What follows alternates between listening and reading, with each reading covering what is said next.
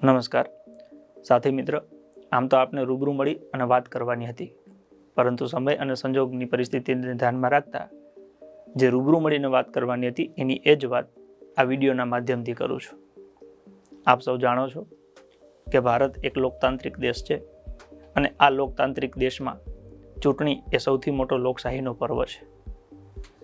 વિસાવદર આવનારી 19/6 રોજ ચૂંટણી છે. આ વિસાવદરની ચૂંટણીમાં વિસાવદરના લોકોનો અવાજ વિધાનસભા સુધી ગુંજે એના માટે આમ આદમી પાર્ટીએ પોતાના કદાવર નેતા એવા માનનીય ગોપાલભાઈ ઇટાલિયાને ત્યાંથી ઉમેદવાર જાહેર કર્યા છે.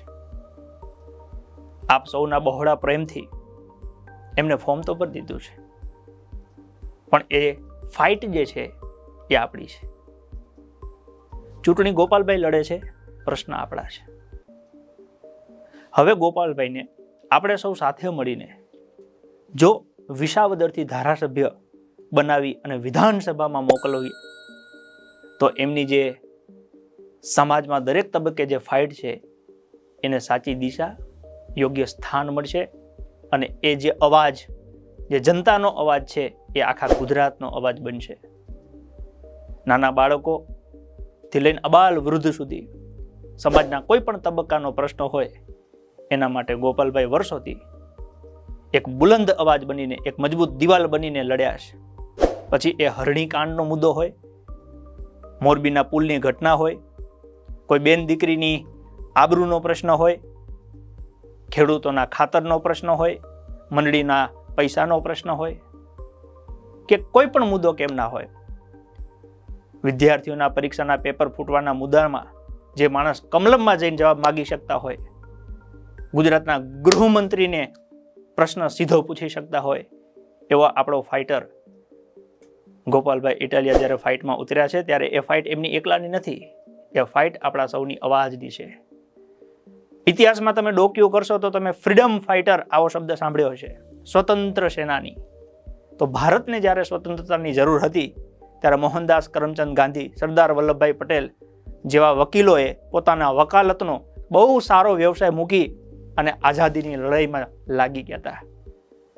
આજે ફરી જ્યારે લડાઈ લડવાનો મોકો આપ્યો છે ઈશ્વરે એમને, તો ગોપાલભાઈ પણ પોતાની વકાલત મૂકી અને આપણા સૌની સેવા માટે, વિસાવદરની જનતાનો અવાજ બનવા માટે, ગુજરાતની જનતાનો અવાજ બનવા માટે જ્યારે આજે આ સંઘર્ષ કરી રહ્યા છે, લડી રહ્યા છે, ત્યારે આપણે સૌએ એમની સાથે ખંભો ખંભા મિલાવીને ચાલવાનું છે.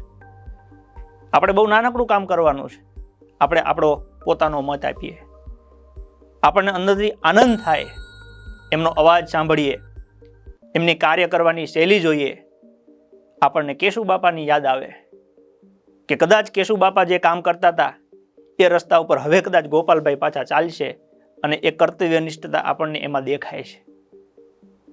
આપણે આપણા પરિવારને સમજાવીએ કે અવસર ઈશ્વરે આપણને આપ્યો છે, આમ આદમી પાર્ટીએ આપણને મોકો આપ્યો છે અને માનનીય અરવિંદ કેજરીવાલજી તો ત્યાં સુધી કહે છે કે કદાચ આ ફાઇટર કંઈ આગા પાછા થાય ને તો હું રાજનીતિ છોડી દઉં.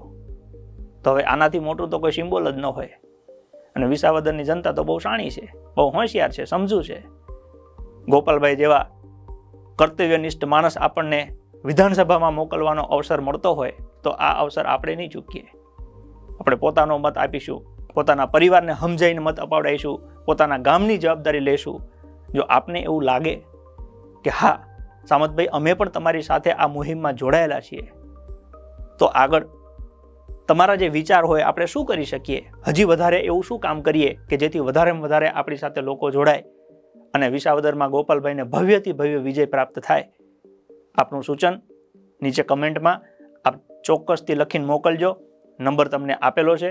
આ નંબર ઉપર વોટ્સઅપમાં આપ આપણા વિચાર, આપણા સૂચન, ઓકે, આપણા જે પણ આશીર્વાદ હોય એ લખીને ચોક્કસથી મોકલજો.